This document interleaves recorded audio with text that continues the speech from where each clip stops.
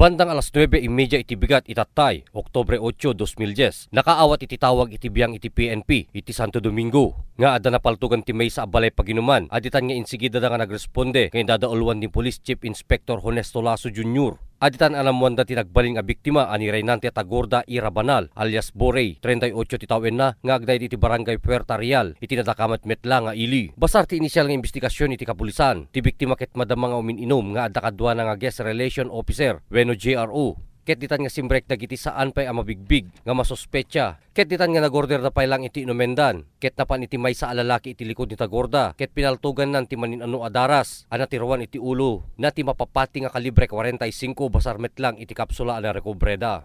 Madama kami pala nga gimimbestiga. Kasama kita yun dapat pala iti kadwa nga minom dijay. Nga kasisin na melaeng. So pagdamdamag tayo kanya na tanong makalatay ti napintas ng impormasyon. Ngayon initially, sikon ka dito kadwana, idi rabi dapelaing napanaginom di jay. Ngayon nagawid da iti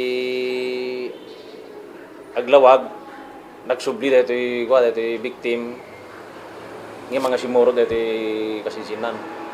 Ti biktima ni Tagorda ket napanaginom, iti balay paginuman agarop alas 10, iti napalabas nga rabii nga kadwa na iti kasinsin na ani Dani Tagorda, kinggana ti alas 5 iti bigat. Ket ditan nga nagawid dan, kabayatan na nakaawat iti tawag ni Tagorda iti saan pay a mabigbig, iti katatao na no sino iti nakapatang iti biktima. Ket ditan nga nagsubli, anapan man iminumen iti biktima, iti oras ti alas 7 iti bigat, kinggana iti napasamak iti pan-nakapaltog na. Barbaryo no sino man ti adda nalis na kadito nga pasama ka kay protektara mi tano makaitit ti napintas ng impormasyon Brian tano matulungan tayo miling victim. Patinggan ita nga gundaway agtultuloy pa lang ti investigasyon iti kapulisan no sino ti akin aramid iti panakapaltog ni Tagorda ken maipalagip nga kan anak pa lang ti asawa ti biktima idi Oktubre 5 nga adda pa lang iti ospital.